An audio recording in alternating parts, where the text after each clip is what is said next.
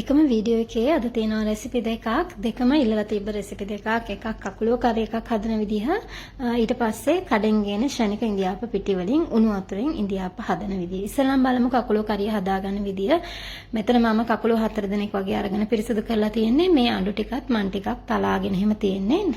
එකක් කන අයට කන්න ලේසි. ඒ වගේම හොඳට ලුණු ඇඹුල් ඇතුළට වදින නිසා. මේ තියෙන ඉන්ග්‍රීඩියන්ට්ස් තමයි තියෙන්නේ ලුණු සුදු ලුණු තක්කාලි කරපිංචා මිරිස් එතකොට මුරුංගකොළ ටිකක් දානවා දෙහියුෂ ටිකක් දානවා අනිත් දේවල් වීඩියෝ එකේ කරගෙන යනකොට කියන්නම් ඉස්සලාම තෙල් ටිකක් රත් කරගන්නවා. ඉතින් කකුල හදන්න ඔයාලා දන්නවනේ හොඳට ඉඩ තියෙන භාජනයක් ගත්තාම ලේසි නැත්තම් අපිට පොඩ්ඩක් අවලං කරගන්නෙම අමාරුයි. තෙල් එක රත් වුණාට පස්සේ ඒකට දාගත්තා කුරුඳු කෑලි දෙකක් ඒ වගේම එනසල් කරල් දෙකක් දාගන්නවා. ඒ වගේම උළුහාල් ටිකක් දාගන්නවා. උළුහාල් තේ කාලක් විතර වගේ මේ ටික විනාඩියක් විතර වගේ තෙල් එකේ ටෙම්පරාදු වෙන දීලා ඊට පස්සේ එකට එකතු කරගන්නවා කරපිංච ටික සහ සුදුලුණු ටික.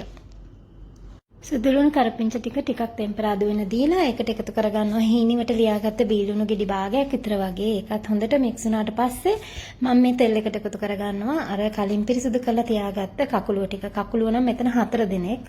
මම කකුලුව 4 දෙනෙක් තමයි අරගෙන මේ කරි එක හදන්නේ. කකුලුව ටික එකතු කරලා ගින්දර වැඩි කරලා හොඳට ඉස්සෙල්ලාම ටෙම්පරාදු කරන්න ඕනි.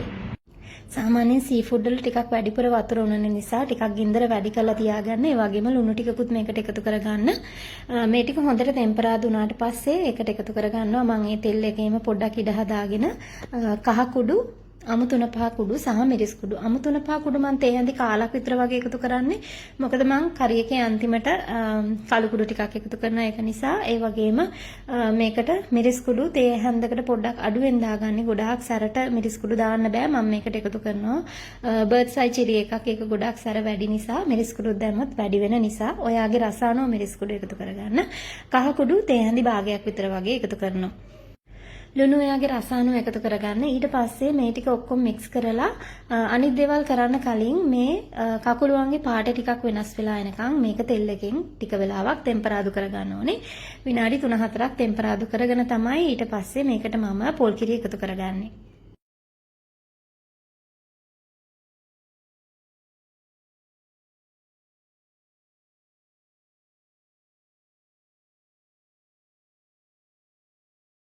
දැන් ඔයාලට පේනවා මෙන්න මේ වගේ අපේ කරි එකේ පාට වෙනස් වෙලා කකුලන්ගේ පාට වෙනස් වෙලා හොඳට තැම්බිලා තියෙනවා කියලා. ඒ වෙලාවට මම එකතු කරගන්නවා දිය කිරි.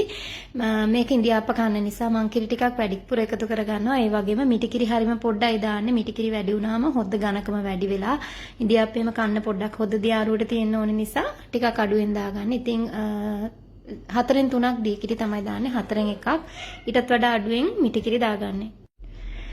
පොල් කිරි එකතු කරන්න කලින් සම්පූර්ණයෙන්ම මේ දේවල් තඹගෙන තියෙන නිසා මේක පොල් කිරි එකතු කරාට පස්සේ ගොඩක් වෙලා තඹන්නේ නැහැ. පොල් කිරි ටික උතුරන්න දුන්නාට පස්සේ එතනින් එහාට කරන්නේ මම මේකට එකතු කරගන්නවා කළු 3-5 කුඩු ටිකක්. ඒ වගේම තක්කාලි වල ඇඹුල් ගතිය මදි නිසා දෙහි ඇඹුල් ටිකක් එකතු කරගන්නවා. දෙහි ඇඹුල් එකතු කරන්නේ මේ දේවල් ලිප ඔෆ් කරාට පස්සේ. ඒ වගේම ඉතින් අපි සාමාන්‍යයෙන් කකුලුව වගේ සැරකෑම හදනකොට සැර අඩු වෙන මුරුංගා කොළ ටිකක් එහෙම දානවනේ.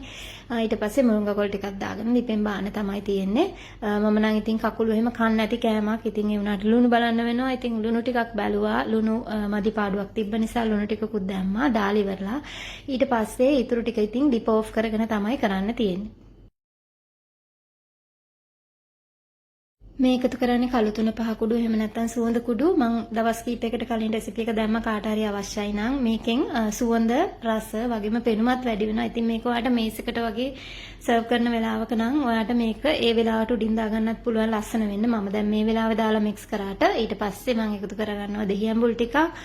මේ දේවල් මේ කරන්නේ ලිප ඕෆ් කරලා ඊළඟට මුරුංගා කොළ ටික තමයි එකතු කරගන්නේ. ඊට පස්සේ ඉතින් කැමරට ගන්න තමයි තියෙන්නේ.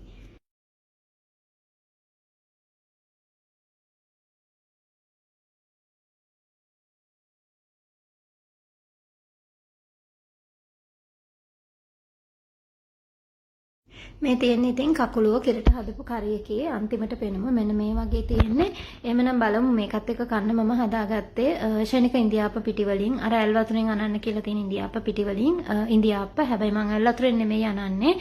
මම මෙතන ගන්නවා ග්‍රෑම් 200ක් ගන්න බලාගෙන ගත්තේ. උනාට 200ක් තිබුණා 197ක් තිබුණා. ඉතින් ග්‍රෑම් 3ක වෙනස කමක් නැහැ කියලා ගමු. මේ ශනික ඉන්දියාප්ප පිටි වර්ගය කැලණි ලංකා කියන බ්‍රෑන්ඩ් එක.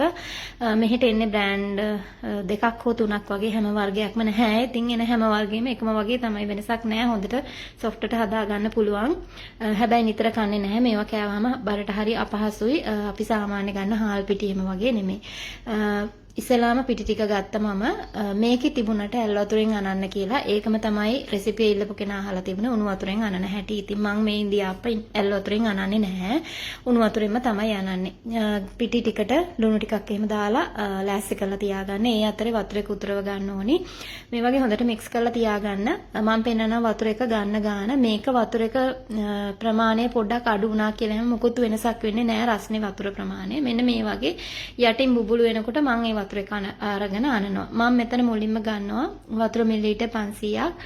මම පෙන්නන්නම් අනලා ඉවර වුණාට පස්සේ කොච්චර වතුර ගියාද නැද්ද කියලා. මෙන්න මෙහෙම ටික ටික එකතු කරලා ගොඩාක් එකපාර දාන්න නැතුව පිටි එක අනා ගන්න. ඉතින් සාමාන්‍ය විදිහම තමයි ඇලෙන්නේ නැති පිටි එකක් අනා ගන්න ඕනි. වතුර වැඩි වුණොත් එහෙම වෙන්නේ ඉන්දියාප්ප එක මිටි කන්න ලේසි. හැබැයි විකුණාට පස්සේ ගොඩාක් ඇලෙනවා. තට්ටු වල තෙල් ගාලා එහෙම කරන්න ඕනේ. එහෙම අවශ්‍ය නැහැ.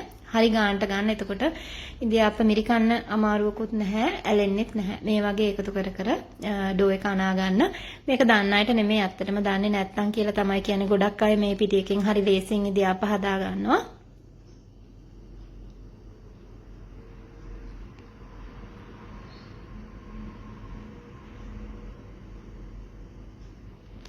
දැන් අපේ ඉන්දියාප්ප ටික මෙන්න මෙහෙම පදමට ඇවිල්ලා තියෙන්නේ. අතේ ඇලෙන්නේ මුකුත් නැහැ. භාජනය ඇලෙන්නෙත් නැහැ. එහෙමයි කියලා ගොඩාක්ම සොෆ්ටුත් නැහැ මේ ඩෝ එක. මෙන්න මේ ගානට අනාගත්තා. මට වතුර ගිහිල්ලා තියෙනවා. වතුර මිලිලීටර් 100යි ඉතුරු වෙලා තියෙන්නේ. මිලිලීටර් 500ක් අරගෙන.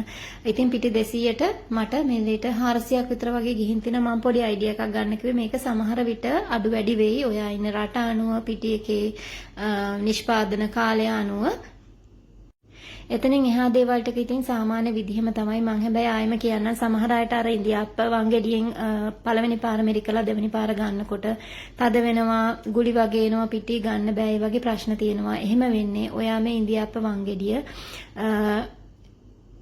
ඉන්දියාප්ප ටික වට්ටියට මෙරිකලා ඉවර වුණාට පස්සේ වහලා ඉවර වෙලා මේ වගේම යට අතට තියන්න. හරස් අතට තියන්න නැතුව. එහෙම වුණාම හරස් අතට තිබ්බොත් ඔයාගේ පිටි ටික වේලෙනවා. එතකොට අර ඉන්දියාප්ප වංගෙඩියේ ප්ලේට් එකේ සිදුරු ටික වැහෙනවා. ඒ වැහුණාම තමයි ඔයාට ඊළඟ දෙවනි වටේ තුන්වෙනි වටේ යනකොට හරියට පිටි ටික එළියට එන්නේ නැත්තේ. ඊට පස්සේ ඉතින් සාමාන්‍ය විදිහට තම්බ ගන්න විනාඩි 2කින් විතර වගේ තැම්බෙනවා. වතුරත් රස්නෙන් ගත්ත නිසා.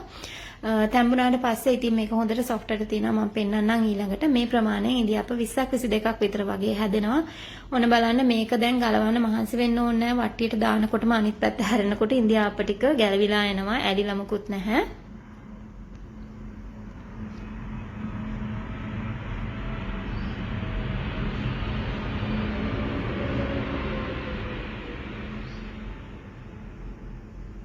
මෙන්න මේ වගේ වාට පේනවා කිසිම කරදරයක් නැතුව ඉන්දියාප්ප ටික එනවා. ඒ වගේම හොඳටම සොෆ්ට්. ඉතින් ඔන්න රෙසිපි එක ඉල්ලුවා එක්කෙනා නෙමෙයි දෙන්නෙක් විතර ඉල්ලුවා. එහෙමනම් හදලා බලන්න. මෙන්න මේ වගේ තමයි ඉතින් අපි කෑවේ කකුලුව කිරට හදපු එකක් එක්ක පොල් සම්බෝලත් එක්ක ඉන්දියාප්ප. එහෙමනම් thank you හැමදාමත් වගේ වීඩියෝ එක බලාගෙන හිටියට ඔයාලත් මේ රෙසිපි try කරොත් මගෙත් එකත් share කරගන්න.